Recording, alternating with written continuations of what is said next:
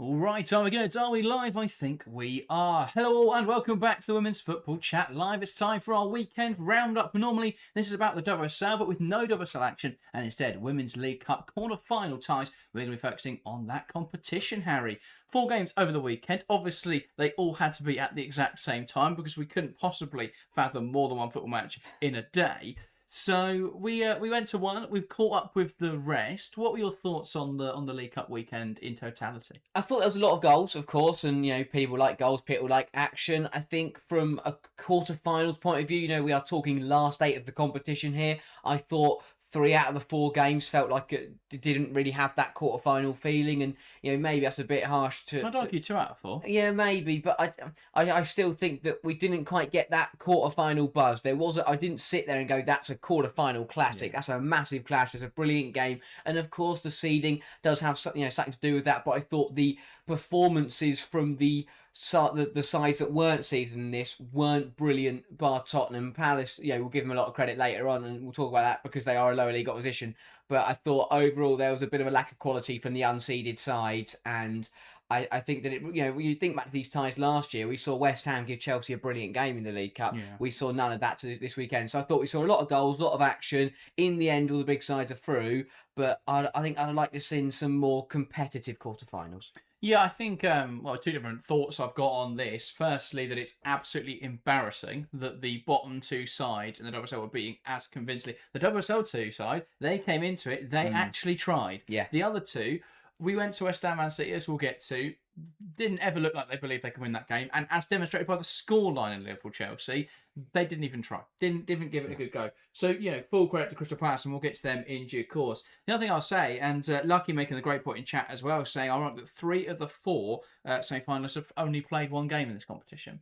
And when you put it like that, it does make sense why from next season Champions League sides won't be in the Subway Women's League Cup, albeit that will undoubtedly cheapen the level of the quality of the competition and the esteem behind it. But I think it will make for a better competition, hopefully, and a bit more competitive, because this was anything but. Shall we kick off then with our opening game of the weekend? It's West Ham 1-5 Manchester City. We'll get to the game, but let's first discuss our weekend, because this was the game we were at. We went down to film some content, went down to watch some football. It's between that game and the Arsenal Palace game. For some reason, I thought West Ham might put up a better fight than Crystal Palace, but alas, that wasn't the case.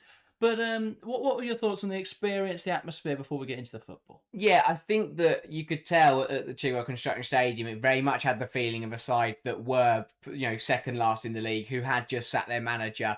It was a bit of a... You could tell that West Ham weren't enjoying quite a good season. I think that there were a lot of West Ham fans who will be looking onto the new year with a bit of more hope. But I thought that it just felt when you turned up, and the City fans, obviously their coach already got there and they were up for it. You can tell they were a side and they were a fan base that were having a brilliant season and really enjoying themselves, compared to the home fans who you just really weren't up for it. And then that resembled in the players. And again, it's that whole catch-22. Which way round is that? Is it the players they're not fired up because the fans aren't, or is it that the fans aren't fired up because the players aren't playing well? It's a difficult one to judge, probably a bit of both. But yeah, you could tell from the outset that City on and off the pitch looked right up for it, and West Ham, you could tell, already knew they were in a bit of trouble before the ball had even been kicked. So yeah, I thought that although West Ham fans wouldn't have expected to get something from this game, you've got to be a bit more optimistic, but it always had the feeling of being a bit of a drubbing.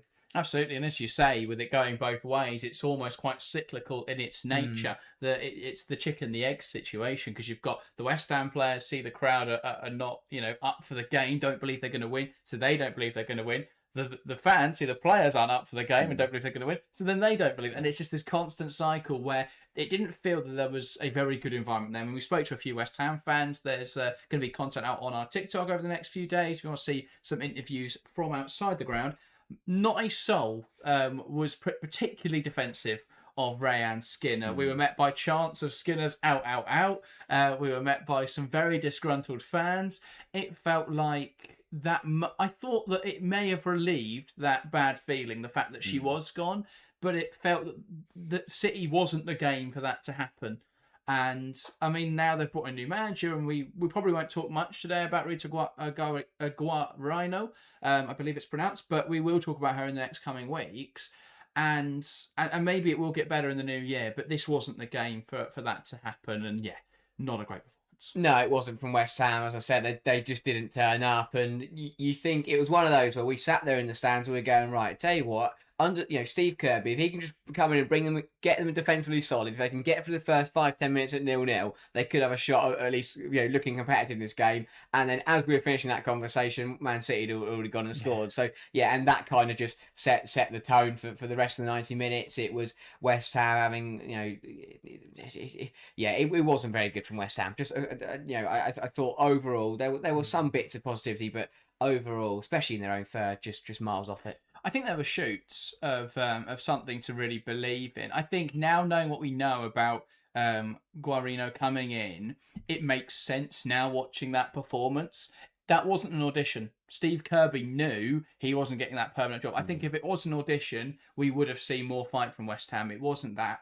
I think he knew that in that moment that he wasn't getting the job, and that's probably why we didn't see much performance. So yeah, it felt like a West Ham team who didn't believe in themselves. I thought that, as I say, there were shoots of positives. I think that they were very good in attacking transition. And I think actually offensively that they weren't too bad in general. They lacked that sort of final ball. They lacked a bit of creativity. They had 7 shots in this game, but they put 7 on target, only 1 off target. So when they got into the final third, they were able to be very threatening.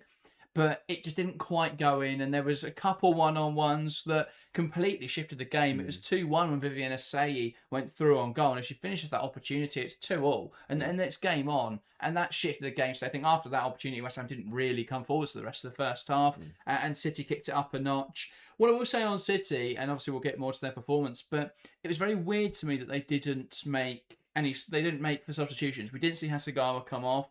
It was Khadija Shaw coming off, but it was like the 78th minute, I think, when that happened.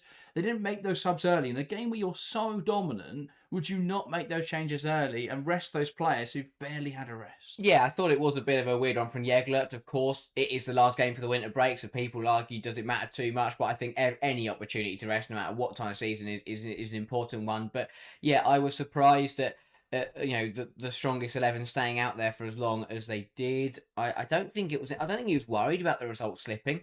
I mean, whether it just didn't cross Jeglert's mind or whatever happened there, because there was at no point, there was no threat whatsoever that West Ham were to get back into it. So there was no reason for him to be concerned that City might need to keep the best players on there to make sure they don't let it slip. I think he just purely didn't seem to really think or want to rotate, which, I mean, fair enough. But as you say, surely it would have been the perfect game to bring Hasegawa off, bring Shaw off on 55, 60 minutes when you're 3-4-1 up, and then just see the game through from there. With, you're not bringing terrible players on the bench. They are still good footballers. So yeah, I did think maybe Jeglert's missed a trick there, but as I say, with it being the last game before the winter break, maybe it won't matter too much. Yeah, probably not. And I think City will use the January transfer window. I think they'll recognise the position they're in. I think there'll be a little bit of forethought, and they'll be looking ahead to next season, knowing that if they've got Champions League football, which is looking an almost certainty at this stage, that they're going to need a deeper squad. They'll also look at the shortcomings of the 23-24 season, where they're on the cusp of winning it,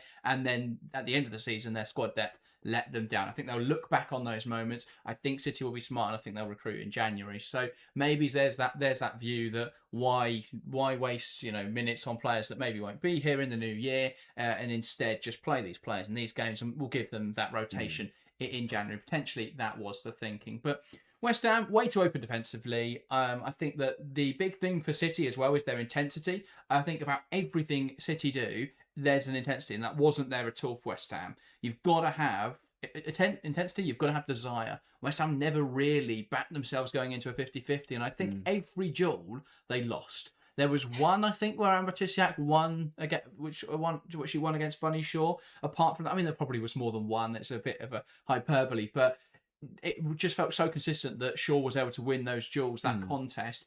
And West Ham were trying to do the same thing as City. City, when they got pressed by West Ham, would just go long, and they know they're going to, if they don't win the initial ball, which is a rarity, they're going to pounce on that second ball, and then they launch an attack. I thought for West Ham, the biggest differentiator was that, one, when they sent it long, they lost it almost every time because they were trying to compete physically with Rebecca Knapp and aerially with Rebecca Knapp, which is the worst idea. And if they did manage to win something, or even if Knack just heads it away, there was no one there to win the second ball. Yeah. The few times there was, they were really dangerous. Apart from that, though, they really struggled to offer much of a threat. Yeah, I thought that Steve Kerr missed a trick. You've got to get the basics right. You've got to be aggressive when you can. You've got to be intense. You lose football matches. You're not, of course you lose it on quality sometimes, but you lose it on plain work rate. You've got to work hard. If you're getting outworked by the opposition, doesn't matter how good you are, you're going to lose a football match. And I thought that Steve Kerr missed a trick by just not get the basics right. As a caretaker manager, should have just set up and got the basics right. Work hard, try and get to the second balls first. Be aggressive when you can, and just mark City's players and don't let them do things like Khadija Shaw turning on the halfway line. How many times she was allowed to do that? I lost count. But yeah, West Ham, because of that, they couldn't threaten. If you don't have the ball in foot, you can't threaten. If you're losing every duel, you can't hurt the opposition. And for City, although there were here and there chances of West Ham, I wouldn't say there was any point in the game where Man City was sat there going, wow, we're in trouble here, or okay, we've got to hold on because we could throw this away. It wasn't like that at all. And for City, it was, for the majority of the match, it was pretty easy. I don't know, I think I disagree with that, only slightly, just because there was that, after City went 2-0 up, West Ham had a Saï through on goal saved by Yamashita. They then scored the goal for Rico Ueki, and then they had, I think it was a Saï through on goal again. And that period of the game, Man City did lose that control. Yes, it weren't like they were constantly getting put under pressure, but they were under the cosh a little bit from West Ham in that period. Clinton scores on 42, and suddenly that's relieved again. But in that moment, if those chances go for West Ham, I think it's a different game. Yeah, potentially. I just don't think, even during that period, I don't think City were rocked by anything. I thought, yes, West Ham did come at them and did have chances to level the game, but I don't think it really knocked City off their path. And I think that once that good period for West Ham passed, City got right back, to where they were in the opening stages, and you went and scored that goal, Clinton. Well, yeah, I mean, you could argue it the other way as well, because as much as they weren't rocked, you would expect some reaction to getting done 3 times by West Ham, a side who barely offered an attacking throughout the season. So, I see your point, but I think I would want to see more from. I still think City, as good as they are, and they are absolutely incredible, I still think there is a defensive frailty, which, if they don't address it in the second half of the season, could be to their detriment. I don't think it'll be a problem, because I think at the moment there aren't a lot of the sides in the WSL either aren't good enough in attacking areas. If they are transitional, like West Ham, and West Ham have brought in a manager who's not going to be transitional at all, so we'll see how that goes. But there's very few transitional teams, and that's who will hurt Man City. Brighton, I think gave them the best game this season, and they'll give them the best game again in the second half of the season, because they're very transitional. Chelsea, in that one-off game against City, set up in a very transitional way. The rest of the sides in the league play a very possession-oriented, slow brand of football, and City are able then to not get stung in defensive transition. But if you look at the catalogue of goals City have conceded, they've all come through the same things. So that's what's got to be addressed, really. If they don't, and teams don't catch on to it, then they'll be okay. If teams do, and they change the way they're playing against City in the second half of the season, that could be where their downfall lies. But other than that, I don't see an issue for City. I think the way they're playing, I think they are so good on the ball. I think there's such a good understanding between players. We're seeing positional rotations. I think the combinations between players, especially in the attacking third, are excellent. I think the way that Jegglers has integrated the squad, not just the starting 11's, has been really good as well. The fact that Clinton came into this game and looked seamless as an addition. I thought Laura Coombs came off the bench and, slotted straight in. So, yeah, I think he's done brilliantly so far this season. I think that was shown in this performance. I thought Kirby's comments were very interesting after the game, because to an extent I agree that it wasn't a 5-1 game, but West Ham made it a 5-1 game because they were so poor defensively. I thought they looked a lot better when Ava Nystrom came on the pitch. I don't understand the decision to play Uendo and Verena Hanshaw as wide centre-backs. That was always going to go horribly wrong, and inevitably it did. And, if Nystrom is fit, surely you would have played her. But I think West Ham desperately, if they're going to play a 3-back, which they may not now, with Garino coming in, then they need another centre-half. They probably still need another centre-half anyway to go. I think Tissiak would do better in a back 4, but she needs someone to partner her. But yeah, City looking really strong. Yeah, they are looking good. I think that, again, you can tell the fans are enjoying themselves. A lot of positivity towards Jegglers. I think that he's got them exactly where he wants them at the moment, and yes, there's still a few things to fine tweak, but they're looking really, really good. Even in these games where they are conceding, they're still blowing sides out the water up the other end of the pitch. Every time they come forward, they look like they're going to score against you, and it's just absurd. And this was another brilliant display to round out the year, another solid performance, and it just feels like every single game now is getting City closer and closer to bringing home some silverware, and yeah, they just seem to be getting better and better as each game goes on. Yeah, I think City will win something this season. I still don't know if it's going to be the WSL. I think it remains to be seen whether it will be sustainable. I understand why City fans are incredibly happy with how it's going right now. I would be as well, because they're playing really good football. And when you go from a Gareth Taylor style, which is quite stagnant, quite slow, and then you move to a Yeglet style where it's this heavy rocking, end-to-end football, chance at both ends. Yes, you're going to be a little bit more vulnerable, but it's much more enjoyable to watch. As a neutral, it was much more enjoyable to watch. So, I understand that, but I think from an objective viewpoint, if teams now start to figure it out, it's going to be interesting to see how sustainable it is. Can they get away with the method of we're just going to outscore everyone? Because I think the pinch point in this game came in that first half. If West Ham take their chances, they go into the break 2-2. That's a very different game. City go into the break 3-1 and then they kick on from there. And that's been the case a lot this season for Manchester City, where the opposition have had chances, City have rode through that period, and then they score 4 or 5 in the second half. And then it looks a different game. Villa was the same last weekend. City, I thought, for the first half, weren't great. Watching back that game, a lot of people said City weren't great. They got that goal, though, towards the end of the first half, I believe it was. And then they kicked on in the second half, and they went 6-1 in the end. It's frankly ridiculous. And that's just what they've done this season. But they are so ruthless in front of goal. Once they get 1 or 2, they just... I think the opposition, then their confidence, their belief is completely deteriorated. And then City just kick on and score more. And especially with the quality off the bench they can bring on, it just seems to get worse for whoever they're playing against. So, yeah, really strong stuff from City. Let's move on then to our next game. We've just spoken about why West Ham were quite embarrassing. It gets a hell of a lot worse for our hosts here. Liverpool 1, Chelsea 9. How on earth, in the modern era, are we seeing a 9-1 loss at home?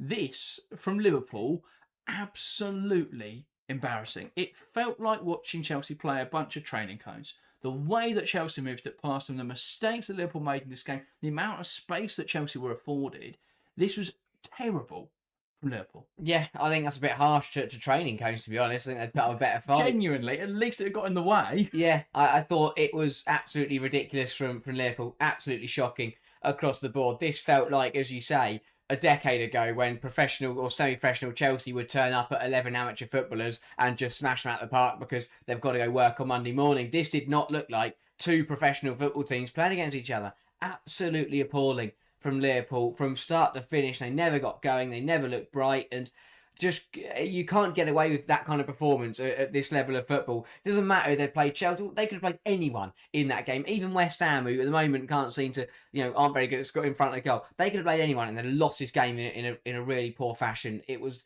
that below par from Liverpool. They will be embarrass themselves, and that's the thing. I'm sure they'll be the first ones to tell you that was a really, really poor performance, and I think that it will be disappointing because they'll be really feeling it right now. It was a big point against West Ham last weekend, and you felt that if they could just keep this one respectable, go into the winter break with a positive, and then kick on to try and get that first win in the league next season and maybe something down. But what a horrible, horrible note to end 2025 on. A terrible, terrible performance. Miles off it, never in the game whatsoever.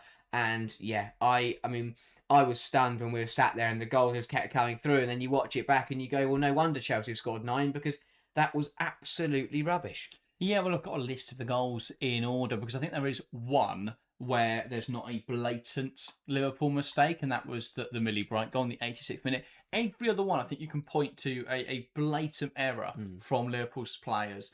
Let's start with the first goal, which was disallowed for no reason. I genuinely don't know what the ref would give as a reason. Charles's goal disallowed. Seemed to be that she thought Faye Kirby was fouled in it. There's no contact with Kirby from any Chelsea players, but it was disallowed. Yeah, weird one. I think that it was a mess of bodies. The referee seen the goalkeeper fall on the floor and just given a foul. No one protested it from Liverpool. Chelsea didn't realise that she'd given a free kick until they'd finished celebrating. So yeah, really weird one. Not really sure what was seen there, but yeah, I think that it was another one I have no reason for it. I couldn't see anything wrong with it. I was surprised that it wasn't given. Yeah, absolutely. Then going through the goals in order, 13th minute, Sam Kerr. It's a pass inside, really nice pass from Charles into Kerr, who turns Evans. We said training cones. It's probably the best example to give here. It felt like watching training, the way that she just turned her under very little pressure, I thought, and then just smashed in the back of the net. Yeah, I couldn't believe it. Kerr just seemed to turn and no one was near her, and she had loads of space to use, and Faye Kirby is helpless at that point because it's a difficult situation to be in. But yeah, again, that one, it felt like that's the one error that we usually see, and it was really poor, but. That kind of set the tone for what we saw continue the rest of the game, where Kerr just wasn't followed, and it was a bit like, well, okay, I've picked the ball up now, I'm just going to put it in the goal. Yeah, absolutely. It didn't look like a real goal. No. I thought, genuinely, I thought I was watching something from FIFA. There was no opposition from Liverpool at all. 17th minute, Sam Kerr again. Liverpool trying to play out from the back. Chelsea win it back. It falls to Sam Kerr in the penalty area. And I don't know, maybe the Liverpool players... I genuinely have no explanation for why no one is anywhere near her. I know Clark's gone out to the right-hand side, but you'd think Gemma Evans would then tuck in for the security. But no. Sam Kerr's left in acres in the penalty area. She's not going to score an easier goal than that all season. No, again, I don't know where anyone was. As you say, I get her playing out the back and it all shifted across, but there was no one within 10 yards of it. It was absolutely ridiculous. You could have drawn. She had loads of room to work with. Saying no one had come across from the left side of the back line. No one from midfield had dropped in to fill the space. Sam Kerr was just given the ball, and she could have had a sit down. She could have done 3 burpees and had a shot, and no one would have got near her. Just again, absolutely ridiculous. And 2 goals there from Sam Kerr, where she was just stood by herself in Liverpool's penalty area. Yeah, then came Weaker Captain in the 21st minute. She managed to open up her body, shrugged off Nagano. That was the only sort of defending we saw anyone even attempt in this game for Liverpool, and fires to the near post. I thought Kirby should do better on that one. She gets down, just doesn't make any contact with the ball. It's a really good finish, a really nice turn from Weaker Captain, and so not too much wrong with that one from a Liverpool perspective. It felt at that point they'd started to give up. Beaver Jones in the 32nd minute, Liverpool committed to the high line. Chelsea just knock it in behind. Beaver Jones times the run well and absolutely leaves the Liverpool defence in the dust. Kirby left stranded, and it's a lovely dink from Aggie. Yeah, I really don't get it. Again, Liverpool tried to play a high line against Arsenal in the second half, caught them out, tried to play a high line here. Why on earth would you? Again, I just didn't get that. It especially doesn't make sense when we watched Chelsea-Liverpool a few weeks ago, and Liverpool got a draw in that game. Yeah. And the reason they got a draw in that game is because they were so good at sitting defensive and then being able to spring and attack well in transition. So why didn't they do that in this game? It doesn't make any sense to me, Liverpool's approach to this match. And that is where, a lot of people say, Taylor out, all this. I think with very little actual opinion, it's just, Taylor in or Taylor out. I think, though, when you look at the argument for why, is that is a criminal mistake. Yeah. The way that they set up in this game, don't get me wrong, the players, every single Liverpool player has to do a lot better. Yeah. There were mistakes across the board. They just didn't look like they cared, and that was a huge problem. But fundamentally, the setup coming into this game from Gareth Taylor wasn't good enough, and that's got to be questioned. I don't think it's I don't think it's culpable for a 9-1 loss entirely. I think there are a lot of individuals who need to take account for that, and I don't think Taylor should be sacked, as we'll get onto. But the setup was really poor. Into the second half, Sam Kerr scored a hat-trick. That was disallowed, though. It was terrible goalkeeping from Faye Kirby. Came flying out, completely missed the ball, and was bailed out, really, by the referee's whistle again. Yeah, a bit of a carbon copy to the first one that was disallowed. It's a bundle of bodies around the goalkeeper. Yes, of course, there's nudging, and but there's no one pushing her, no one fouling her. This one was weird, because Kirby just does it all on her own. Yes, she just got sandwiched in between, I think, a Liverpool player and a Chelsea player. There's nothing wrong with it. Again, it was a bundle of bodies, but the referee, you see the ball going to the goal, you see the goalkeeper end up on the floor, and you just it felt like there was a bit of guessing going on, to be honest, which is never what you want. But 2 goals there disallowed for very similar reasons that weren't really proper, weren't reasons to disallow the goal. And 11-1 would have looked even more stupid. So sparing Liverpool's blushes somewhat there. Carnery then kicked off the first of her 3, which I think should be proof enough of how poor Liverpool were, because Joanna Richardson Carnery, I think, is a really good player, but she's not prolific in front of goal. If she scores a hat-trick against you, you've got to question what you did defensively. This, though, probably the pick of the goals for Chelsea. Connery cuts onto her left foot, curls it into the far corner. It's a really nice strike. Too much space. No one closes it down, don't get me wrong, but still a lovely strike. Clark then gets on back, and it was from a corner. Chelsea's set piece defending this season still somewhat questionable, though Clark is always going to be a huge threat from those. She's taller. I found out today, because I was looking at heights of Liverpool defenders, that she's taller than Khadija Shaw, which you wouldn't believe based on how she defends against Khadija Shaw, but there we go. She got up to this one well. She didn't even really need to jump. It just hit her in the head and went in the back of the net. So, yeah, able to offer something of well, it was already a consolation, but something for the Liverpool fans to cheer momentarily. Can't we done with her second? It was really tidy from Hamano to flick it back to her. Did take a big deflection, though. Yeah, it was a bit unfortunate from a Liverpool point of view, but still, I think they'd have been frustrated to concede, because I thought that after Chelsea's fourth, and then Clark got that one back, you thought, yeah, they had a good 20-minute spell. Then Clark scored, and then that goal going in just felt like, okay, that's us done for the day. And then they conceded, a matter of moments later. But yeah, a bit unlucky with the deflection. But again, it was good football from Chelsea. And yeah, I think that Clark goal, Liverpool just went, oh, we're done for today then. And they might have walked off the pitch then, because that's what it felt like in those last 15, 20 minutes, that they were already done. Clark scored 5-1. Oh, we'll just stop playing now. Yeah, absolutely. We'll rattle through the last three goals. Nuska in the 76th. She jumps. Parry doesn't even jump with her. You're not going to get an easier header at the far post than that. Canary then the 81st minute. It's actually some okay defending from Liverpool initially, as the shot is somewhat prevented. I think it hit the crossbar, it was saved or blocked. I can't remember exactly. Falls to Carnegie, who heads it home, and no one from Liverpool reacted to that ball at all. Absolutely gift there for Joanna Ritson-Garnered. And the bright goal on the 86th, I think this was very much a sense of they're just letting anyone score at this point. Millie Bright has not had a great season. Played a 1-2 through the middle of your team, ran onto it and slotted it past the goalkeeper. I mean, yeah, absolutely criminal. Tidy between Brighton and Hamano. I actually thought this was the only goal where there wasn't a giant Liverpool mistake. I mean, they could have done literally anything to try and stop it happening, but they didn't do anything to make it happen. Intentionally. So slightly better there. So will Gareth Taylor be sacked? Can he come back from a 9-1 loss at home? I find this a really difficult one, because I think Gareth Taylor, of course, one result doesn't represent his time at Liverpool. Of course, they haven't won a game in the league yet, but we've also seen some very positive things. And I think that they are starting in certain games this season, especially this month. I think that we have seen some signs of some good stuff starting to happen, but I think that it's just the timing of it all. Now they've got the winter. You've just lost 9-1, and now they've got the winter break. So they did want to sack him. They've got a few weeks to bring in a manager and give them time to gel. It's perfect timing, and I think timing could be Taylor's problem here. It's to lose 9-1 at just before a break, where there is going to be you're already under pressure as it is, and there's going to be an opportunity to replace you as manager, and your last game you've gone and lost 9-1.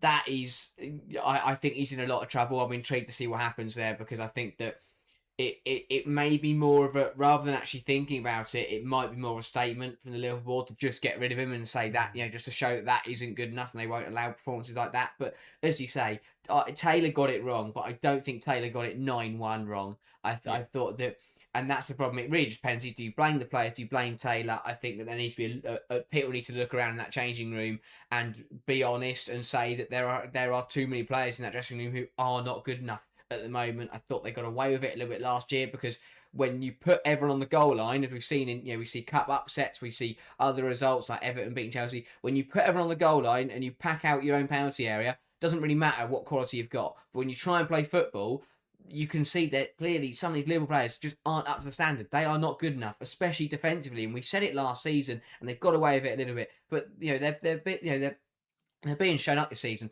That backline is not good enough. It's as simple as that. Too many errors, and across the board, I can't name a single defender for Liverpool this season that I'd say has been consistently good enough to play at the level. Of course, some of them have had some good performances, and I think that some of them are good enough to play at WSL tier. But there are some of them in that back line and across the pitch that aren't good enough to play top flight football. Yeah, I mean, there's not a good time, is there, to lose 9-1, but this definitely feels one of the worst. I think what we're seeing this season is Liverpool and West Ham getting punished for consistently not investing in their teams. Yeah. And, you look at it's defensively in both cases. I don't think the Liverpool attack is too bad. I think Pox is a really good player. I think Peter Olsen's a really good player as well. But they haven't done enough to invest around that. I think with injuries coming in now as well, they massively miss Mary-Therese Herbing as just someone to progress the ball. Nagano, I think McLean's done really well, but she doesn't replace everything that Herbinger gives you in terms of that ball progression, and I just don't know how Liverpool get through, actually play through a team. That is a huge issue for them right now. I think defensively, as we've said, it's absolutely tragic. I do feel somewhat for Parry because I don't think she's a right back, she's a wing back, and that is a very different position to have to play. I think there's no excuse for Clark and Evans being as poor as they are. I think Faye Kirby is nowhere near the level required. I just think she's looked. To a certain extent, I feel for her because she just looks absolutely lost at this level. She can't get near anything. I think that the coming off her line is really poor. She just doesn't make herself big, and it's just too easy. We've seen it so many times throughout this season. To the point where, you have to question why Rachel Laws doesn't even come back in, because I don't think she's necessarily the level, but I think she's a better goalkeeper than Faye Kirby. And I don't think, maybe you argue that Laws is so bad playing out from the back that she couldn't play Taylor football, but I'm yet to see Faye Kirby look good playing out from the back. So I find there's very little, Borcroft did really well in her 2 games, but that's a completely different situation. We can't really factor her into consideration at the moment. So yeah, really poor from Liverpool. They just didn't look. They didn't look anywhere near a WSL side in this game. GT coming back to that us talking about Chelsea being poor at defending set pieces, saying why was Niamh Charles even marking Clark for the corner? It makes no sense. Yeah, absolutely. Not sure on that one at all. But I hope Taylor's given more time. I think if they invest in January and actually try and do something this season, they'll be okay. I don't think they're at too much risk of going down. I think eventually it's got to come. I think, expected points has them a lot higher. That's the key difference between West Ham and Liverpool, is that West Ham were there on merit of performances, but also merit of performance. Yeah. Of results, but also merit of performance. I think with Liverpool, the results don't paint the picture of their performances. No. I think the performances have been a lot better than results suggest. I think the fact they haven't won this season, yes, it's a damning statistic, but it's not reflective of the side they've been. No. There's been a lot of games this season where they've offered a serious challenge, and I think if you invest correctly in January, they'll be absolutely fine. But obviously, that is an entirely different question of itself. Are we going to see that the level of investment required from Liverpool? Let's get on then to our third game, the tightest of the Women's League Cup quarterfinals, and it is Manchester United 2-1 Tottenham. Similar to the meeting between these two sides on Sunday, United started very quickly in the opening stages, seemed to fizzle out in the first half, really belonged to Tottenham. Yeah, again, it was, as you say, very similar to what we saw the last weekend, which I think was a bit of a shame, because then it obviously made this game a little bit of we kind of knew it was going to happen, but neither side, as not a spoiler. Yeah, exactly, and neither side seemed to really change much. It seemed that both sides came in, played the same way, looked to do the same things, and the result was pretty similar. Just this time, Man United didn't find themselves 3-0 down, 3-0 down at any point. But yeah, I thought Tottenham. I think you make a good point there, but I think that should be criticism levelled at Skinner more than Ho. Ho didn't really have another option. You look at who was on the bench. What could he have changed? But the fact that United didn't look any different, despite what happened last Sunday. Yes, they had a game in the week, and that complicates matters, but you would have expected them to start better than they did. Yeah, I did, and thought Tottenham again did well to take advantage of United not getting going at the races, and I thought that they, Tottenham, although they did punish, unlike last week, they didn't take full advantage, and they were kicking themselves for that, because once again, I think they could have been in a position where they were 2 or 3-0 up, and that would have made United work for it. But the fact they only got a goal meant that United did still have the opportunity to come back and win the game. But yeah, I thought again it looked really bright from Tottenham, and on the whole, it was another good performance against the top side. Yeah, absolutely. Tottenham had that early chance for Olivia Holt in the opening 10 minutes, I believe it was. Should have scored that. And again, we saw United be quite open in transition. I think, again, that comes down to fatigue and the way that Tottenham play versus the way that United play. But United just look really tired, especially that back line. They will be loving Christmas. Yeah. They've got a nice couple-week break now. Maya Tissé is going to finally not play football for more than 3 days at a time. So that's going to be helpful for her, and hopefully I think United will come back in the new year and look a lot better.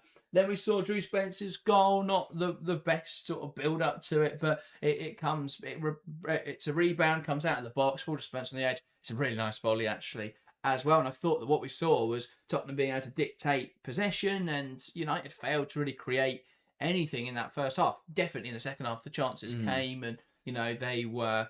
Well, to first half, to be fair, they had the 2 corners. There was that one that fell to Sandberg, and she somehow, I don't know how, that didn't go in the goal. It looked more difficult to put it wide of the mark than it was to put it on target, but she somehow managed it. And Toon had one as well where I think it hit the crossbar, bounced back down, gets headed back up into the crossbar and hooked away, and those could have gone. The second half, we saw a lot better chance creation from United, though they started sharper. Again, I think pretty wasteful from 9 shots, 5 were off target. They need to be better at putting them on target. I think, again, they were sort of the victims of the woodwork. They hit the crossbar, hit the post a lot.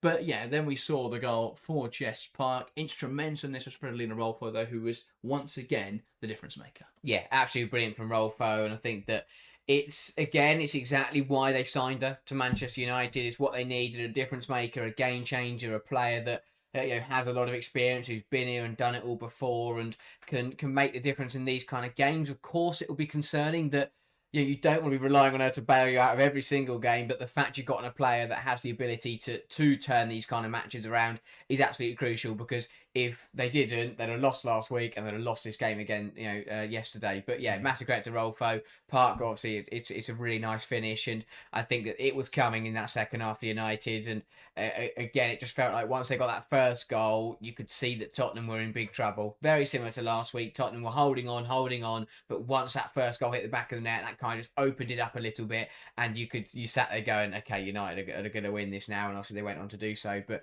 yeah, really good from Rolfo, really good from Park. And United, the second half just seemed to get better and better from there. Yeah, absolutely. They kicked on, as I say, Rolfo, the difference maker. I think everything positive for United in that second half came through for Lina Rolfo, the cutback for the goal. Tidy finish as well for that winning goal. And I think it's a really important victory for Manchester United. They've got aspirations this year of going on, winning silverware. Yeah. This is, the perfect first step towards that. I think if there is a competition that they are most likely to win, it's going to be the League Cup. I think the FA Cup will be much more competitive, especially because Arsenal and Chelsea meet in the Champions League, or will possibly meet, depending on the result of Arsenal losing, in the Champions League quarterfinals. One of them is then going to throw all their eggs into the domestic basket. And if it happens to be Arsenal, who are already out of the FA Cup, already out of the WSL contention, they're going to be going hell for leather for the FA Cup. So it's going to be really contentious, that one. So I think if they're going to win anything this year, United, it's going to be the Women's League Cup. So yeah, we'll see how they get on in that. They've got Arsenal in the next round. That will be a really tough game. I think the problem for United now is that we've not seen them beat the top 3 this season. And I think at the moment that, despite the fact that they were ahead of Arsenal before last weekend, the draw with Tottenham obviously saw them drop below them. Despite that, throughout this season, I think that Arsenal had, despite the fact that United for most of the season were ahead of Arsenal had the better of United in that one-off game, and that is the big problem. Yeah, I think it's one of those where, as you say, United are struggling against the top 3, but I also think out of the top 4 teams in the league and in the country, I think they're also the one that are struggling against the mid-table sides the most. Again, we look at them against Tottenham. They went 3-0 down last week. They had to come from behind today. They drew to Aston Villa, and I know Arsenal also did that. They drew to Aston Villa, and in Brighton game, they should have lost. They should have lost, and it was a bit uncomfortable, especially the away game. But yeah, I thought that they just seemed to. United did really well last year, and the thing that they did so well was that it felt like against 5th downwards, they had no problems whatsoever. And then it was against the top 3 where the games went, one way or the other, and it was a bit difficult for them. But this season, they are fine. I know, and again, it's, all the other sides have, because the quality has gone up, and Tottenham and Brighton and co have looked better this season. Obviously, Tottenham have been the main one, but I just think they don't look as convincing as they did against the sides lower down the league, and that cost them, because in this game, they have to. We saw that it's cost them in all competitions. Taylor knew that. Skinner knew last weekend that Tottenham would be a difficult game, so he had to rest against Lyonnaise, which meant they lost that game. And I think this is the problem: is that when you know you're going to be challenged by an opposition, you have to prepare for that, and that can kill you in other matches. And that's what you've got to be careful of, because there's a big difference between. Because they have to play at 110% against the other big three sides. Last season, they then didn't have to play at their best to beat the others, but now they've got to come in and be at their best to beat Tottenham. They've got to come in and be at their best to beat Brighton, and I think it's just catching them out with that lack of squad depth. It's hard for them to keep that level in the majority of games at the moment, and with the Champions League, it's very hard for them to be that consistent and to play at 110% for 3/4 of the season. Yeah, absolutely. GT asked, do you guys think United will end up third in the league, or will it be Arsenal? I think it's very difficult to call at this moment. United have confirmed 2 signings for the January transfer window, which is Hannah Lundqvist, a backup right back, which I think is going to be really important in terms of rotating Jada Riviere, and Leah Schuler, big acquisition coming in from Bayern Munich. We're hearing reports as well that they are interested, or at least close to confirming another deal. We're not sure yet who that is at this stage. So that's 3 potential signings, 2 confirmed signings coming into the January transfer window. That's already a really positive start to the window for Manchester United. Now, I'm sure that there'll be a debate whether how necessary Leah Schuler is as a signing. I think you're taking a team who have underperformed their XG quite considerably at times this season, and you're bringing in a striker who's underperformed her XG quite considerably throughout this season. So that doesn't seem to work, but I think Schuler is still a world-class player. I think, an elite level forward. I think Lundqvist going to offer really good competition. But for me, they still need a backup centre-half. They can't go through the rest of the season with just 2 senior centre-backs. That's absolutely criminal. And I think I would want another either midfielder or either defensive midfielder or attacking midfielder, someone to rotate in there, because I don't think they've got enough options. And I think we're seeing that in games where they have to rotate, or games where they're looking to their bench. They don't necessarily have the options. They've got attackers now. They've got wingers.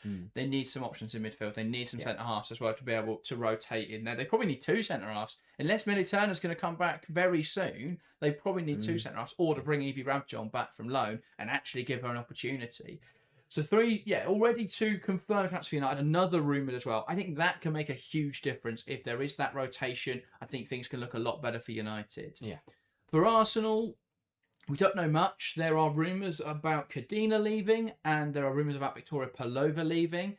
That wouldn't affect them too much. I think, if anything, Palova leaving would probably push them to sign a midfielder, which they desperately need. And I don't think Palova's been all that this season. So if I had to call it, if Arsenal don't do anything in January and United are going to bring in a 3rd, maybe a 4th signing, I think United will get 3rd place in the league. Yeah. I think Arsenal will probably put all their baskets into the cup competitions. Obviously, Champions League football is still really important, but and it will depend on obviously how that Champions League quarterfinal will go. If they beat Chelsea, maybe they'll throw everything in the Champions League basket in a sort of desperate attempt to win that rather than having to do it through the league. But I think there will be. I think for Arsenal, it's almost more important they get Champions League because of the financial side of it, because they have got those players on very high wages who are going to be wanting Champions League football. But I could very much see United ending up 3rd with the signings they've already made coming into January. I think they're putting themselves in a good position. We haven't had any rumours yet about Arsenal's incomings, so yeah, it has been quiet. But again, it all depends on what happens over the next month. There is still a lot of the January transfer window. And we'll talk more about signings next week. The next couple Monday live shows will be transfer special, so join us for that throughout January before the league season comes back, of course. The other question coming from Yufe saying Liverpool signed a German goalkeeper this season. I wonder why she's not played for quite some time. Taking us back to the game before. Rafael Borgraf, for anyone who isn't aware, is under investigation from the FA regarding accusations of racism. So at the moment, she's not able to play for Liverpool. It does create a bit of a confusing situation because these accusations go back to the start of the season, in pre-season. She then didn't play the opening 2 matches. She came back for a short stint and then is gone again. So, yeah, in terms of when she's going to come back, and if she's going to come back, they're 2 very different questions at the moment. It all depends on the outcome of the FA investigation. The FA are not often quick to investigate things like these, but I think the fact that she's been suspended from matches is not a good sign in terms of her guilt and in terms of the evidence that they may have, because We've seen players be accused of things like this before. We've seen it quite recently in the men's game with that Osmajic, who plays for Preston. We've seen it before with players like Luis Suarez, I believe, and stuff like that, where they go on for ages, but they still play during it. Yeah. The fact that Paul Graf isn't playing, it's probably a good call from Liverpool, but equally, it's not a very good indication of her character. So I don't even consider her at the moment in the Liverpool equation. No. They need to sign a goalkeeper in January. Lucky says, do you think Miazal will extend? Sounds promising. Yeah, I think Miazal will extend. I don't see where the better option is right now, unless Bayern viewed her as a replacement. But I don't think, for Georgia Stanway, but I don't think that they'll be able to offer the same sort of level of wages. So, yeah, I think it's. I think she'll resign with United. I think that's the most promising option she's got right now. So, yeah, she's not going to get a move up the WSL. I think United are already at the level she wants to be competing at, and so I think they'll be fine. PFV Writer says, I think United need help. Otherwise, they'll lose the momentum they created for the beginning of the season. Absolutely. And I think that's why they're looking to make the signings. We've seen the last few weeks start to tail off a little bit. Yeah, I think it makes sense. Also, I did see your message earlier, PFV Writer. We will get to Jocelyn Prêcheur after the game. So let's do the final game, though, Harry. Crystal Palace 0-2 Arsenal. Not the best performance from the Gunners. No, it wasn't. I think that, as you say, it was not vintage Arsenal at all. And again, it was one of those where the fortune of the draw helped them a little bit. Maybe if they'd played a WSL side, they'd have brought a better performance. But they played well enough to beat WSL 2 opposition, but it wasn't brilliant. I think they will be disappointed with the level they brought. They should have expected to turn up here and blow them out of the water, but I thought that they were probably a little bit fortunate that it wasn't more sticky than it was, because Palace did have the opportunities to cause them problems. But yeah, Arsenal weren't really at the races, never really got going. And I think Palace will be disappointed with the goals they did concede. And Arsenal, I think that without that Cadena goal from the corner, maybe the game gets a little bit sticky. So yeah, it wasn't vintage Arsenal. It wasn't a very good performance, but for the opposition they were playing, it was good enough. And it was one of those where Arsenal knew if they played at 60-70%, that would be enough to win the game. And that's kind of how it played out. Yeah, I think describing it as just not vintage Arsenal is kind of kind to them. I thought they were absolutely terrible. Like, they created nothing. They didn't really control the game. I mean, Arsenal this season, I believe, have had the highest average possession in the WSL, which, despite not being absolutely dominant in the league, they've been very good in a lot of their games, especially at having the ball. In this game, only 54% of the ball. There were large patches of this match. And I know it's a very heavily rotated Arsenal side. I, fully admit that. But there were large patches of this match where they just didn't control the game at all. And on another day, Palace's chances go in. It's a very different story. Arsenal failed to create much of quality. They obviously, the goals both came in kind of fortuitous ways. Their best chance of the game was that second goal, to be fair. And the best chance was for Beth Mead. Unfortunately, she decided to dribble around for about 10 minutes before passing it to Blackstenius, who then scored. But outside of that, they really didn't create anything of note. And Palace had 3 in the first half alone for Abby Larkin, who probably should have scored at least one of them. Hit the post with one. Had another denied excellently by Ball, but I think hit the bar with another. So, yeah, it was super unlucky, I thought, Palace. I think they gave Arsenal a brilliant game. Arsenal were nowhere near where they should have been. And I think, I've heard, obviously it is a rotated side, but no Little and Caldente, no Russo, and suddenly they played like that? I thought it was so poor. And, you'd expect with Williamson coming in, the defensive organisation would be better. I didn't think it took a massive leap forwards. I think they did well not to concede, but they still gave up some pretty decent chances. And I think they really, what we notice is that when you don't have Mariona Caldente, where does the creativity come from? Because I know Beth Mead came on, I think it definitely changed. I think, but without Mead and Caldente, who's creating those opportunities? We didn't see it for Arsenal. Smith didn't really step up as a creator. Ford, once again, looked not even part of this game. Blackstenius didn't have anything to work with until Mead came on. Then obviously she got her goal, so she did her job. But I think it was a really slow performance from Arsenal, really stagnant attacking areas. I think they've taken a big step forwards in the last few weeks, especially with the shift of the midfield 3. I thought they were quite good in the midweek again. Leuven is a lower level opponent, but I thought they were quite good. But this was a massive step down in the road. It says a lot about Arsenal's rotation options. It does. I think that again, as you say, the rotated side, there will be a lot of questions, but for the last game of the winter break, it was good enough to get the job done. I think that's the way they'll view it. I don't think they'll read too much into it. I don't think they'll be too concerned because they know that they probably won't play like that ever again this season. If they do, they'll be in trouble. But I just don't see that happening. I thought that, yeah, it wasn't great, but it was good enough to get the job done. And at the end of the day, that's what matters. I don't think, again, it contributed to another pretty slow and not very exciting League Cup quarter final, and it did not feel like it had no quarter final feeling whatsoever to it. It felt a bit more like a friendly game or a last game of the season that didn't really have anything on the line, and it was just two sides going out there and playing for 90 minutes. But yeah, I thought that Palace will feel hard done by, but yeah, Arsenal. I mean, I don't want to say it wasn't that they didn't respect Palace, because I'm sure they did, but to play, it kind of felt like they knew that if they played decent, then they could still get a result, and that they managed to kind of just about get away with it. Yeah, I thought Palace were excellent. I think they deserve huge plaudits for what they were able to do in this game. Last season they were nowhere near WSL level. This season they're in the WSL 2, and they come and face Arsenal, and they looked a lot better than we saw other sides competing this weekend. When West Ham and Liverpool, the bottom two sides in the WSL, and obviously there's a confidence difference. Palace are sitting fifth in the WSL 2, but they had a slow start to the season. They have come into this game on form, but still, I thought they gave a really good account of themselves. I thought they were excellent defensively.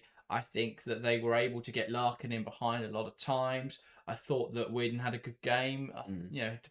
Defensively probably could have done better for both goals, but she also blocked one off the line, made some pretty important tackles, was a threat coming forwards, almost scored. Her shot trickled just wide of the mark. So, yeah, I think Arsenal got away with one. They won't worry too much. I don't think this will be reflective of future performance, because they'll go back to playing the same 11 every single match until there's an injury. So they'll be absolutely fine. But this does speak volumes about where that Arsenal rotation level is at. And I think when we're looking at where Arsenal need to improve, I still think they need wingers, despite the fact they've got too many of them already. They've got the right amount now, so you can't re-sign anymore without letting anyone go. But I don't think they're going to let Beth Mead go in January. I don't think they're going to let Caitlin Ford go in January. So what happens then? And they're not going to let Chloe Kelly leave. She just joined 6 months ago. Yeah. So they're in a tough situation, because the wingers they signed in the summer, I think Smith's a great signing for the future, but not right now. I think, it depends what they're going for. I think Arsenal have got to look a few years ahead. The problem is there is that sort of desire and urgency to win something now and kick on from the Champions League, whereas actually I think they need to go. It's almost a reset, isn't it? It's go back to the start of a project. They're now at the start of a new cycle. Slagers took the Idavale cycle on and sort of got the Champions League win, got that successive moment. It's now the start of a new cycle. It needs a squad refresh. We're seeing so many players in this game just didn't look good enough. Midfield looks so stagnant. Wingers looked very quiet, very timid. I don't think we saw much from either of them. And Leah Kadina got a goal. I think that'll probably be her last Arsenal game. But what a way to go out. Yeah, it's always nice to score. I mean, it was nice to actually see her play football. But yeah, the bottom line is that rotated 11 is good enough to win you the weaker cup games. Like these kind of matches against WSL 2 opposition, the early rounds of the FA Cup when you're turning up at WSL 2 or National League opposition.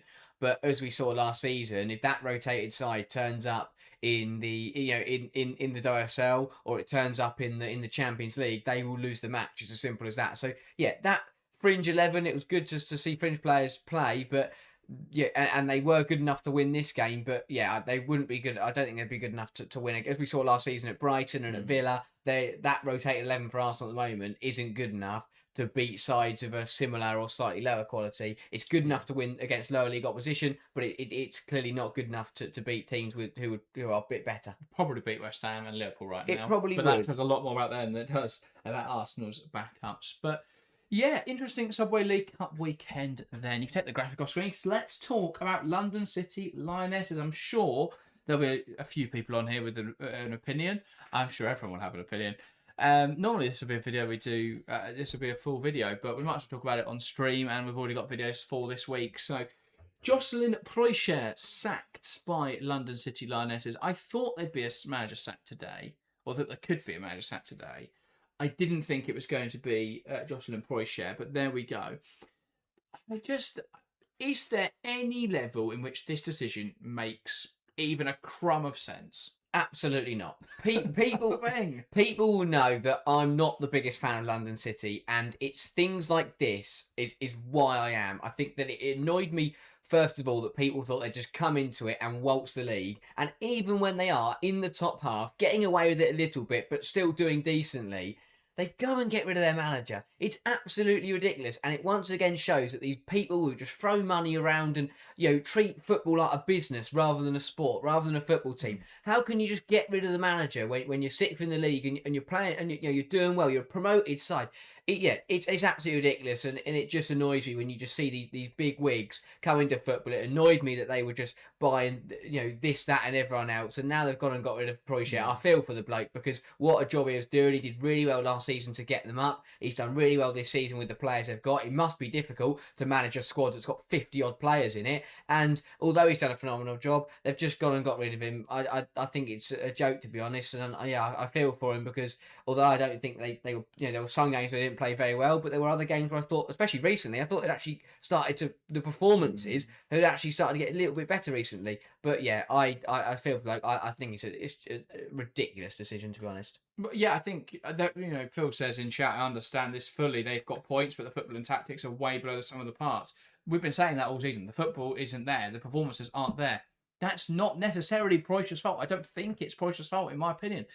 The squad building in the summer was appalling. People go, oh, they spent all this money. They have, but it feels very much to me like when Todd Boehly took over Chelsea and he himself was the sporting director. I'm not sure 100% on the setup at London City, but from an outside perspective with very little knowledge, it looks like it's Michel Caine making decisions. They signed high rep players in the summer with very little view to how they're going to fit into a squad together.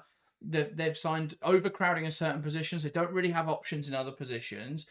Preucher is like going into a sort of a football manager save 10 years down the line, where the AI has constructed a really weird 11, and you've just got to sort of put, you've got to put a tactic together and just put players where they fit.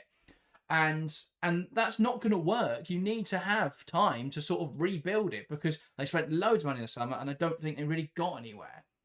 And I thought getting rid of Preucher, if they brought in a Giraldes, even an Adrian Gonzalez, I may have understood. Even then, I think it would have been stupid. But to bring in, I forget the name now, I'm going to have to find it. But it's a manager who has managed exclusively in the Liga F, has very little sort of top level or much notoriety in the game. It's such a bizarre decision to take a manager like Jocelyn Prêcheur, who is experienced at the top level, who is a great tactician. And yes, it's not been good this season from London City in terms of performances, but they're up now.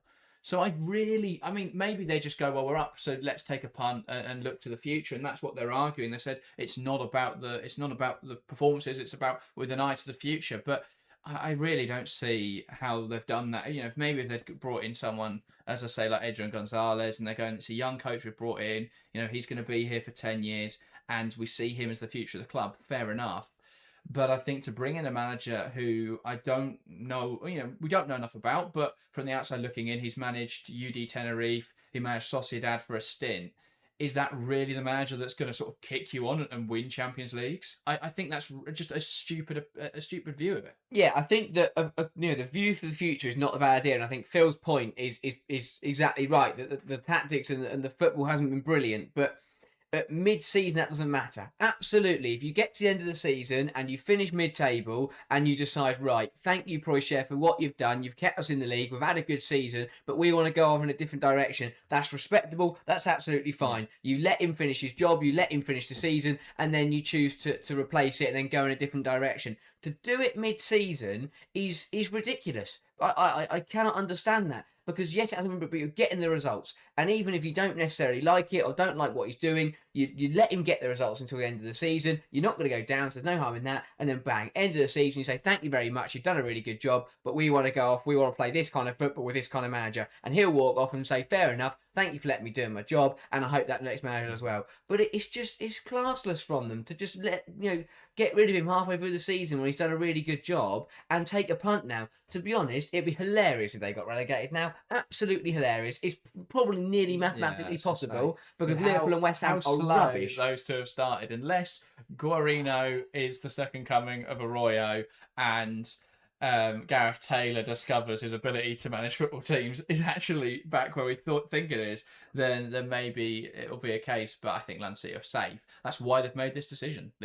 They view it as a low risk decision. But I don't think Eder Maestra is a manager who's going to come in and revolutionise them. Maybe they think in 10 years' time he's going to be the manager to win them the Champions League. But I really don't see that situation. So why not keep Prêcheur for the short term, which is exactly what their recruitment has pointed towards. You don't sign players like Nikita Paris and keep Kosovare Asllani on long-term contracts if you think you're going to do something, this season. But I just find it all very bizarre. London City, I think they are run by some. We're led to believe that London City are this well-oiled machine. They're not. They're just incredibly rich. They have spent a lot of money and they have brought in players who get the job done. But there is very little direction. There's not enough football brains clearly in the boardroom at London City. I think Preusch's been treated poorly. I think he's a manager who I look forward to seeing what he does next because I think he's a really top manager. As Corsell says in the live chat, I've been following Jocelyn since his time at PSG. I truly believe he could have achieved something special. PSG won the Coupe de France and achieved the UWSL semi-final in just his first year at the club.